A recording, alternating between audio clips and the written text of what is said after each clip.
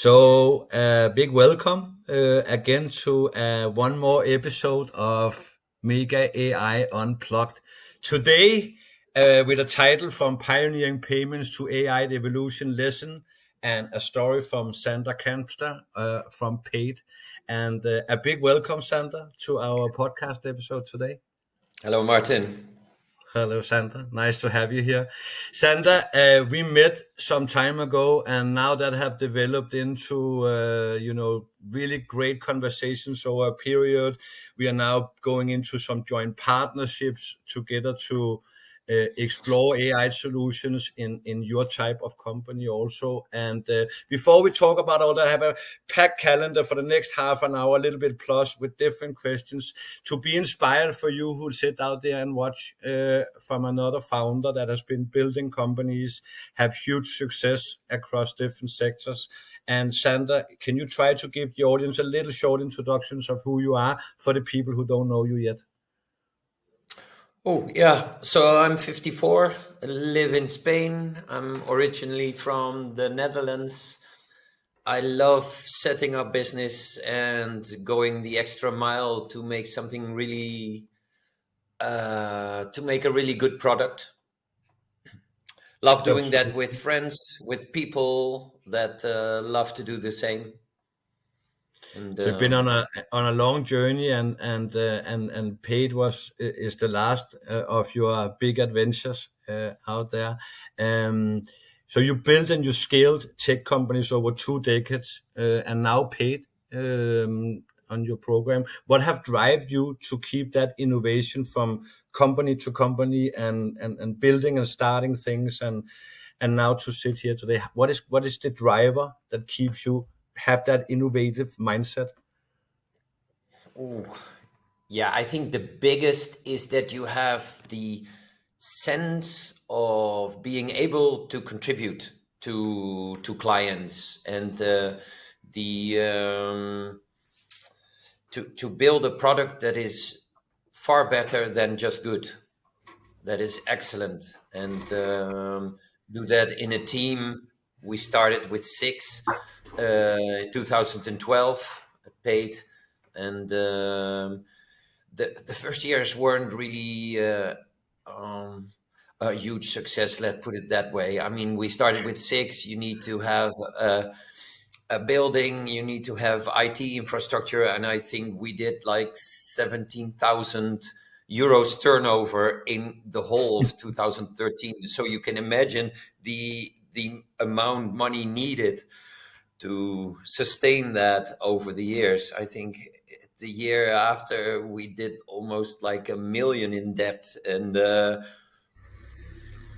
think we became cash flow positive only in March 2020 when the same month as COVID pandemic hit. That was a complete accident. Wow! So something positive came out of another non-positive things in the world, made something in your company. Yeah, they just happened to collide in the same month. Yeah. When you started building Payt and your innovative mindset, that you said also to contribute to something, to do smarter process, to help companies with real problems. What was the core pain point that you saw in like the whole collection order to cash base that led you to actually saw, hey, here's a gap in the market. There's something here where I can be a part of creating something and solve a problem. I love people that build product to solve a huge problem that they either know or seen and understand. But what was it that you saw as the core pain point out in the market? Yeah, so we started with the idea that we could automate debt collection cases. And there is a law in the Netherlands that tells you exactly what to do, what not to do, the amounts, interest rates, everything. There is a very specific law that that has all the information about debt collection, but it also says that companies can do it themselves. And so we started with the idea of creating the automation and then connect to their bookkeeping software and creating the possibility for companies to do it themselves and collect the extra expenses, which was theirs because they had to wait for the payment of their invoices for a longer time. So it sounded so logical to me that a lot of companies would want to use that software. This is how we started, and very quickly we learned that we would solve only 3% of their problem. So 97% of their problem was before that collection. And that is, how do I send invoices in the language of the receiver? How do I send a first reminder? And how do I automate that second reminder, third reminder? Which communication methods do I use? And so we very quickly realized we had to move to the front of the process and create a real accounts receivable software program that started from invoice sending. I was quite amazed because I remember I was discussing the other day where some of the first days where we began to onboard you guys was like that calculation you gave me of the 3% that actually go to collection. That means that 97% you should be able to have pre-collection service, of course, for. Yep. And so that was the big gap for companies. So what I understand, like internal processes therefrom where an invoice was not paid the first time they sent it to an agency, a collection company. So there's a big gap there. Apparently a huge gap where 97% can actually be solved before it comes to that stage of Absolutely. which is again, I guess, a negative.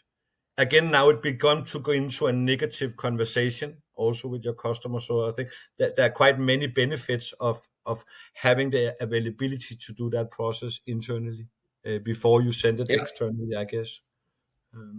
Absolutely. Yeah. So one of our main focus points is to have social accounts receivables. And to us, that means practically that a company should do it themselves as long as possible, because you can make, your customer, what decisions are best for you, and also benefits your client. And sometimes that means that you do start a debt collection case, but if he calls you and says, look, if I'm so sorry, I had other things on my mind, or the story is okay, and he says, but what if I pay today? Would it be okay if I skip the interest and the debt collection amount? And you say yes, you have a client for life, right? Yeah. I think it's a very interesting narrative you're coming. I'm discussing it a lot these days with people in the whole collection industry, where I say, I think it's time to a Swift in the UK market. We call it awful April because there has never been so many people in debt and people who cannot pay their debt. So that comes down to, again, a situation. It's not a UK problem. It's a European interest in and living cost in Denmark raised over 33% over the last 2 years. So it's a problem everywhere. So it will not, I tell them, you will not succeed more with your clients of pushing them and pushing them and pushing them and threaten them, and they cannot pay. But you can find a solution if you understand them and then find the best possible solution. But the whole narrative comes down to communicate positive in a positive mindset instead of the other mindset, because it's not working. And I don't, maybe it worked back in the days, and it's not only the financial situation in general. I believe positive communication will bring you more success. Absolutely. In general. I agree. Agreed completely. In the end, it all comes down to communication. And if you leave enough space for the debtor to be able to communicate or do whatever he thinks suits his case, then problems are mostly solved quite easily. Yeah. I call it the chocolate strategy, and that was because one time in Denmark when I was young, I was in debt, and then like I was 18 and I owed money to 3 different debt collection company, and one of them is actually a client of mine today. They sent me a letter and there was a green chocolate in, and then they said, please eat the green chocolate and consider how you could pay us. And I was like, wow, what, that's weird. The other ones was like, pay now or go to court. So, and then another letter came for, I didn't pay, I was young and stupid. And then another letter came with a yellow chocolate and saying, we are a little bit like sad and sorry you just eat our chocolate, but you are not paying us. Could you try to give us a call? And then I didn't do that. And then the third came with a red chili chocolate and say, we are a little sour now. It's not okay that you just, and then when I had money, that company was the first company I paid, because they gave me a positive, like a little, hey, they reached out in a positive mindset. And I think that was a good example of how great communication just worked for the best, So, Sander, That's a good one. most SaaS companies are built with features and endless features, and we go out in the market and we think client want all that, and we have this big suite of, but you think differently.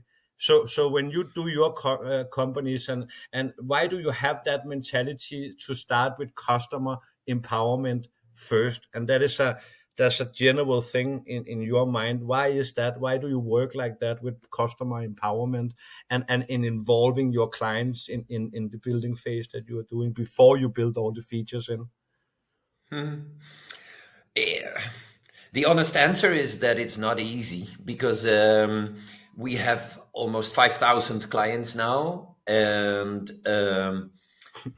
many of them want specific things, but we are a SaaS platform, so we want to deliver software that suits a lot of companies and not just one. If people want bespoke software, we are not the platform, but the other side of the same coin is that if you build really good software that is used by many companies, then that software is very likely to be of a very high standard, because there are so many users using that specific software. When you use bespoke, it's just you. Yeah.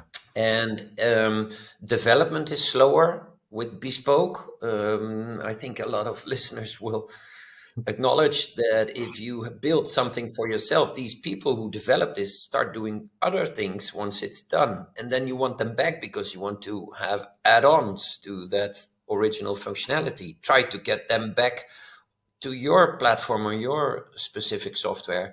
So if you have a development team that is only working on this one specific platform, then you create the best possible solutions. And that doesn't mean you get everything that you want. It means that what you get is the best there is.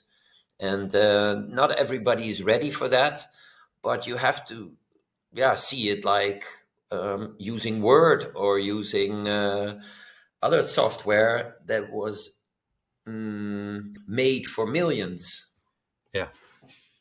And Yeah. then I really agree in what you're saying, also to be very nerdy on the things you are doing and doing them really, really well. And then develop, of course, together with the clients and finding the biggest problems that you see across your whole customer base, and then be really well. In our case, we have been super nerdy in a little part of ID and V in when our AI agents are calling, that was a nerdy. But we needed to get that right. It was not okay to be 99.9. It needed to be 100%, because the volume that is served are big, and the consequences of not getting it right are also big. So good take on it. You work in Oracle Consulting, and then you launched a booking platform. You've been around, and then other ventures you have been on. How these experience? How do they, shape you, build what you are building today, and how did it help you through all these different companies and your journey? How did that shape you also as the leader, both the founder, the leader you have today, and the experience of that you drag from those journeys into the product you are built now? What are your biggest takeaway and learning curves from your career through those different ventures? I think the biggest one, that even if you think you know from experience what works well, any other business that you do later on is completely different. You're You right. have, That's a good point. you have to start all over again, and all that experience. I think it's very dangerous to trust that experience and think that you know something in a completely new market and a new product. And I've been wrong also. I mean, there have been companies I started that did not become a huge success. Let's put it that way. That's a part of Let's the see. journey, I think. I think so. You are very modern when you say, and I actually agree with you on a lot of product side, but some of the things I think you are bringing with you is the experience to build is one thing, and the experience to solve complex issues that are rising. I can see it for myself now. This is my third positive company. It looked like I also had some where it went completely the other way. So I think that's a part of your learning curve to have those in your baggage. But I have learned for myself to not being stressed on the same level. I see things in a clear picture. I work differently, even though Yeah. it's the same heavy workload every time. I think there's a balance that come with age and experience, but you're really right. Things that was easy on before, yeah, we got so many problems also during the way that I think, wow, why did I not see that? I have tried these things before, and still it came back as a shock for me. But some of the Mm. experience maybe lead me down to another one. Then maybe that experience from your past companies, now you sit as a board member, you sit as an active, you talk with partners, clients, you have employees. How do you juggling then all these assignments, being a founder, chairman, a boss to people also, and also juggling HRs and soft values in your company? How is all that happening for you? And while you are building a company that is, as I can understand of Payt, growing and growing and growing, how do you juggle that difficult assignment of doing that journey while keeping your foot placed on the ground? Mm. I don't know. I assume that I just start in the morning, do the same procedures every day, and then get on with it. I have some rules for myself. They are stricter than for my employees. That is one. I need to be stricter for myself than for any employee. Um, I hold on to employees longer than I should, is one of my rules. Not because I should have stopped the engagement or fired a person earlier, which I might have, but all the others also know that I will support them longer than I should. Sometimes things happen in your life and you cannot produce as much as you would like, or things bother you, or anything can happen and you're not as good as you were. But that can come back, and sometimes you need to give employees a little space to get back into the delivery process as they were doing before.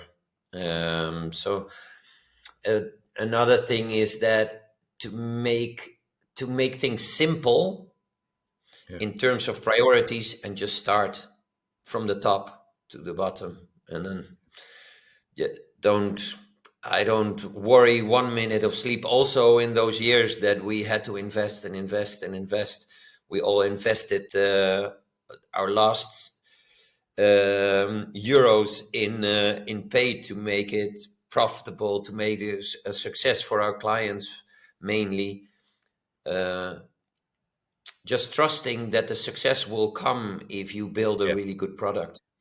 I That think that's, I experience think, yeah, helps tremendously.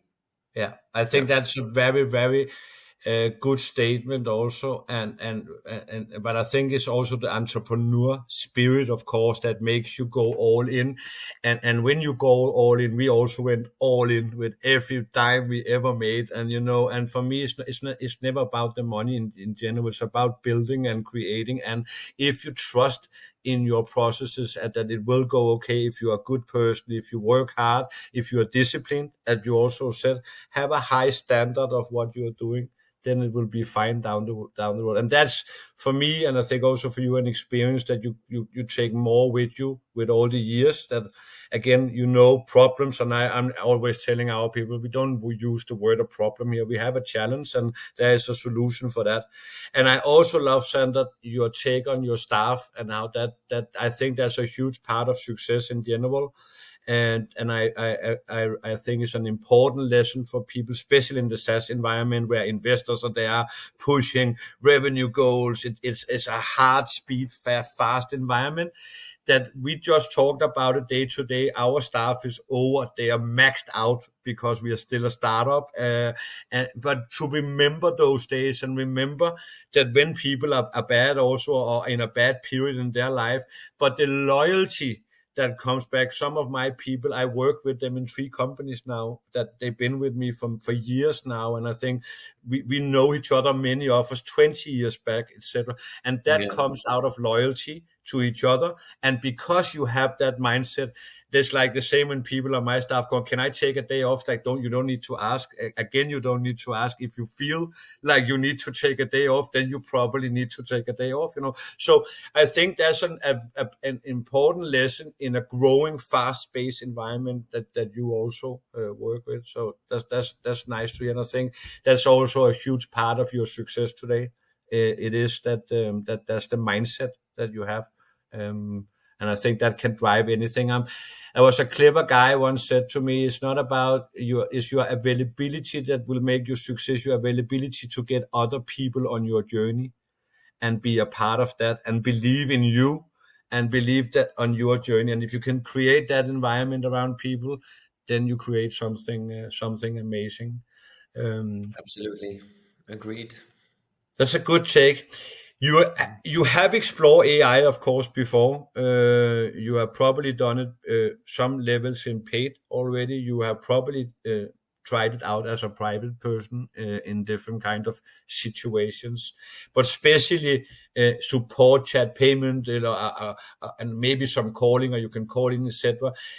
What have you tried yourself on a personal level? What have you tried in your company of different AI tools, not necessarily who they were, etc., but more what's real and what is hype? Because I think everybody I talk with tell about, yeah, we need to have an AI strategy. Yeah, you need to, but an AI strategy is just fluffy words and a lot of different things that, yeah, it sounds good and cool and nice, it can do that, but there's a lot of hype, and there's a lot of things that actually don't work in practical life.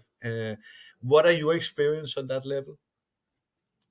Well, the same as what you just described. I mean, it is still a hype, and it needs to come down to reality again. But in the meantime, I think we as humans need to understand and grow into the realization that this is a huge innovation, huge one, much more than any of the other innovation that I had in my life. I mean, I remember when I was 10, I got my first MSX computer, and I learned to develop things on this computer, and but mostly played games also on it, of course. But I really developed little programs already when I was young.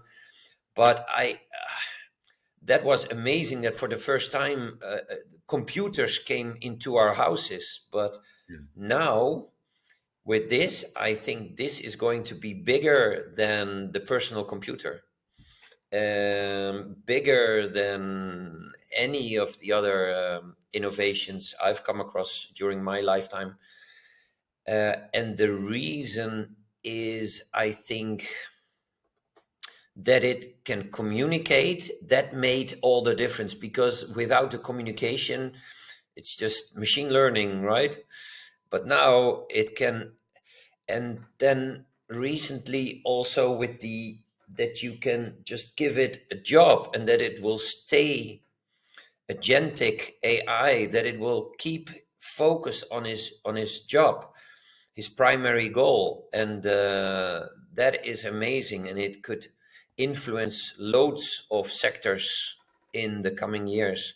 I even believe if we do not adopt AI in our platform, or any competitor that we have, or even debt collection cases or bailiffs, if they do not adopt AI, they're out of business in the coming 5 years. I 100% tell the sure. same to everybody that I meet, that it's not a choice anymore. It's a No. demand, and it's not about buying with me or buying with somebody else. It's not about it. You simply need, because you're right. I told my daughter the other day, when I grew up, we still have white and black television. And then I remember the television that was in color, that came. And yeah, and that was, but then it went a lot of time. My first mobile phone was that big, like, and then now, and 10 years later, is small. But this year, that's it, the speed is incredible. So I think you're really right. If you don't have a strategy, if you use software platforms that don't come into this space and owning that space now, you should look for other platforms, or because it will be a crucial and critical thing. You once said that input data sound easy, but it's not. And we talked a Yeah. little bit about implementations and good experience and bad experience. And now also, can you try to unpack what you actually meant for the founders that may be struggling with AI and implementing it now, etc.? Yeah, so if you want to use AI, or you're already using AI, but the answers that AI gives are not 100% to the point, or up to 90% correct, but it's sometimes you need to have it 100% correct before a user can use that answer. And so, for example, we used to work with bots, and you would ask a question to your support page, and then it would look for words. Okay, so for example, API. Okay, so we have 5 articles, API. Which one would you like to read? I don't know. Start from the top. And and then in that article there were like 5 to 10 different things about the API that you were looking for. So let's say there were 5 articles with API, and then 5 different things in each document about API. So 25 different answers, and one of them is what the user was looking for. Yeah. For AI, it's equally difficult to understand what this user, which of the 25 he was looking for. So you have to be really specific, not only in giving it the data necessary to give the right answer, but also to give it enough perspective to understand which questions he needs to ask, or she. I prefer she, because she always knows better, and that reminds me of Sander. Did I say that out loud? You can cut this out, right?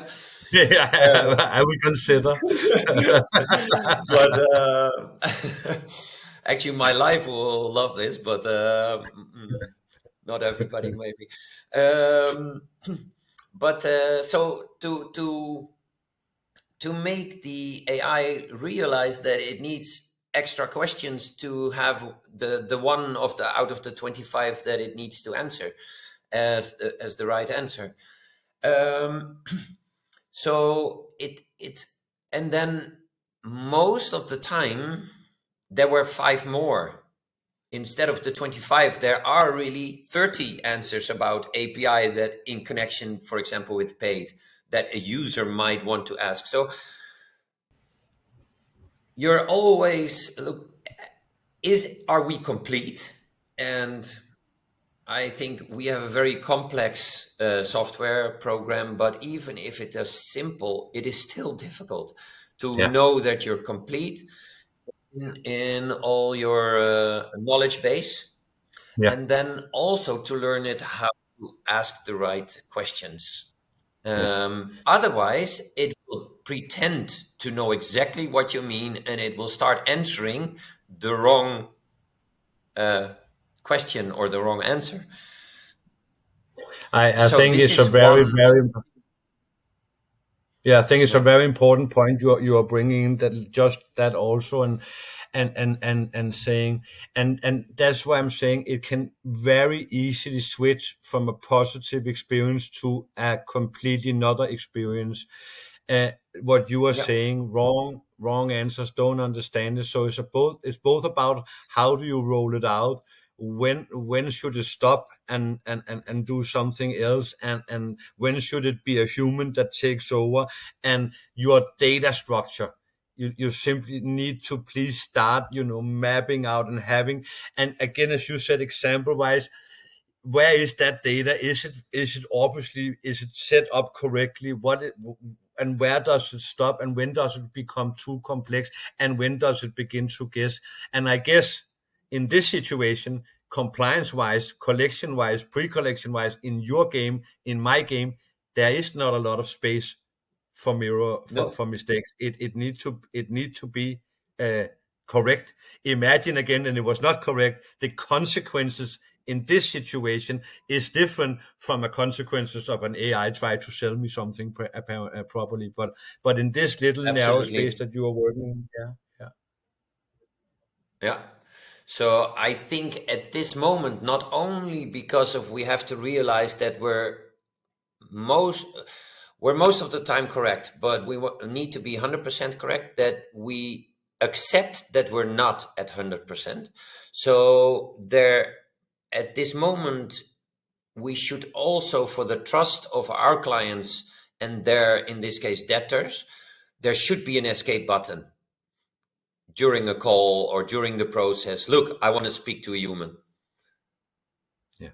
and make a note on a dashboard like this person pressed the button, call him. Then it And become a service-minded thing again. It become a choice. What do you want as a customer? And I think that's it. There need to be an escape. I yeah, remember there's a big chains of electronic shops here in Denmark, and their AI bot is like circling you around for 10 minutes in customer service until you get annoyed. And I found my escape to talk with a human. You just need to tell it, I want to buy something. And then it says, now you can talk to a human. So if you're calling to complain, no way, there's no chance. But I want to yeah, buy something. That's the magic work. Then you're transferred to a human. So I think yeah, you're right. It's an escape and it's an extra. The AI are not here to replace anybody. It is probably here to replace different tasks. Of course it is. It's not about replacing people. It's about creating more omni-channel strategies for your customers and do smarter outreach, do more possibilities for the end customer. So yeah, to drop a little bit over into like another project, I heard that you have invested in a company in Ecuador. yeah, Is that correct? that's correct. Uh, Yeah, yeah. and simply with me sitting and working with you day to day there on your projects on Payt, and why did you invest in a company in Ecuador? um, yeah, so I love going into nature. I've been doing that my whole life, and I'm a little bit worried about nature and our involvement in nature.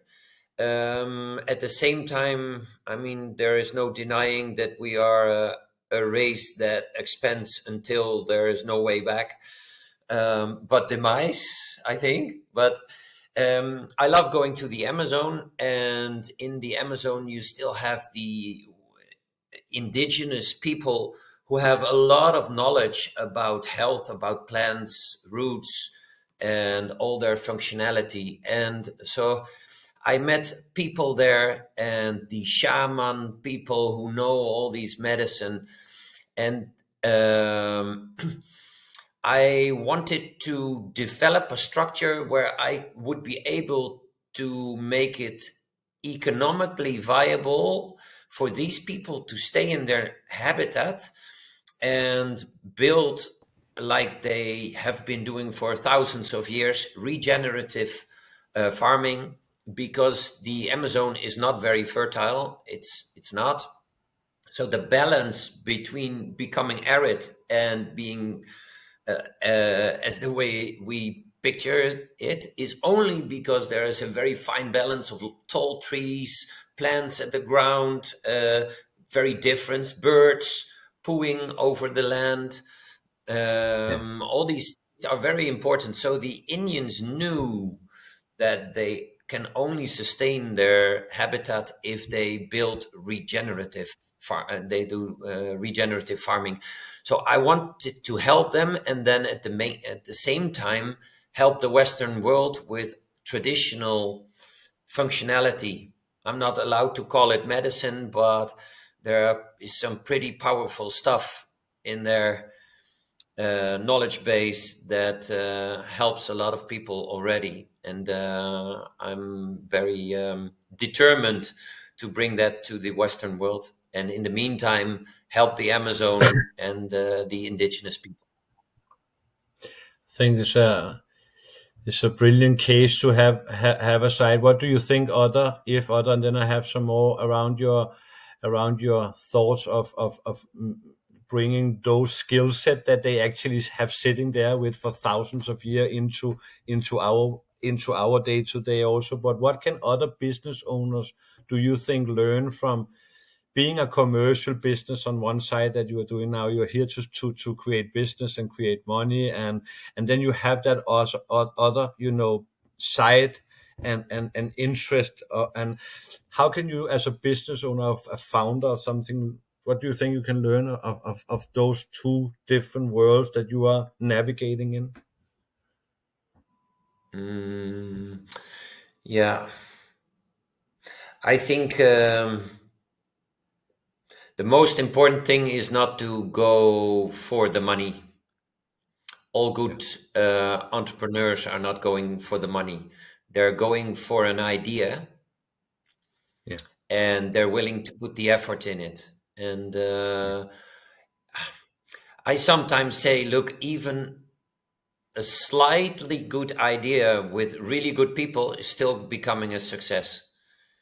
A very good idea with people who are not willing to put the effort in it, or have wrong ethics, it's not going to be a success. You can put a lot of money in it, but it's never going to be a success. It's all about the Yeah. people and the people's mindset. i People I and think, going for an idea as a group. yeah, Yeah. I think that we had some conversations on the side, you and me, regarding those, medicine that I then can call it, that you cannot call it, but I think I will allow myself to call it that, because, and it's not because it's about that, but I think you're very right, and it's a noble thing. My own wife has been suffering from a disease where she could not stretch her arms for 2 years more or less, and we met somebody, and that brought us to that THC journey with drops and small, that was for me the first experience with it. What I experienced was 2 years in hell for my wife, and after 2 drops of that medicine, is not to do commercial for that. I just think it's very interesting that something that old, that had always been here, actually healed her within 10 minutes more or less, and she had never had that problem since. So I think it's a noble thing, and I think it's a good thing to go into, and I think it's an important thing, especially in the world we are living in now, to actually take things from that culture, if it's that part or other parts also, their mindset, not our model busy world, and see what can you do to combine lessons from both places. So it's really, really, really Absolutely. beautiful. One mistake in your mind that SaaS founders are make when they're building AI or into their product, and want to begin, what could that be? Just bam, short answers in. What is the biggest mistake you could see a founder in a SaaS company could could do Yeah. when building AI into their product? I would guess that if you go faster than the market can adopt you, you have to keep the rope. It might be tight, but you cannot break it, because then you get away, you drift yourself away from buyers, from people you really need to adopt what you have in mind. So I think it's most important to talk to your potential clients and ask them, especially with AI, look, if I would build this, I can build almost anything for you, but would you use it? Would you already allow an AI to call your clients? And what would it be? What would be acceptable? So take clients by the hand and build trust via simple products, and then expand. That would be, Take I it think. easy in, start small, solve big problems, take it from there. What does paid look like in one or two words in 5 years from now? What does pay look like? What is paid in around 5 years from now? Yeah, good question. I wish I knew, but I'm trying to stay on top of things, which is not easy with the current innovations. But I can imagine that most of the communications between our client and their debtor will have to do in some sort of form with AI, whether spoken or answering questions, or something about product descriptions. There's so many things I can think of during also that invoicing phase, which is, in my opinion, also just after sales. Yeah. That invoicing phase and after sales are at almost the same time. So it could be one process, in my opinion, and communications is key. Love it.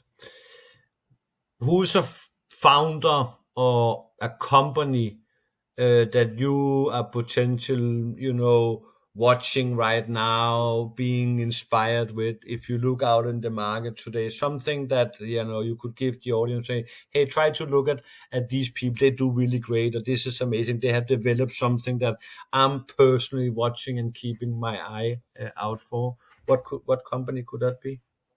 Ooh, I'm a big fan of Bill Gates as a person. About Yeah, I could imagine with your mindset that you were that.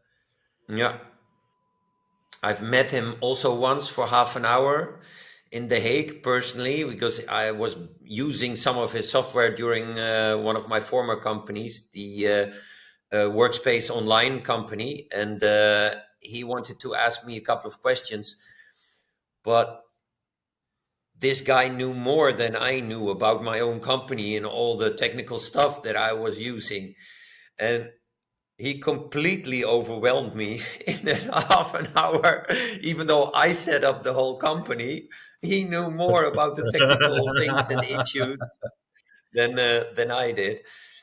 And even though I don't like Elon Musk as a person, there is a lot to learn from him as an entrepreneur. Yeah, Not the ethical yeah. part, because I really don't like that bit, but the amount of energy that he has been willing to put in his companies, and the cleverness of working around problems and solving things is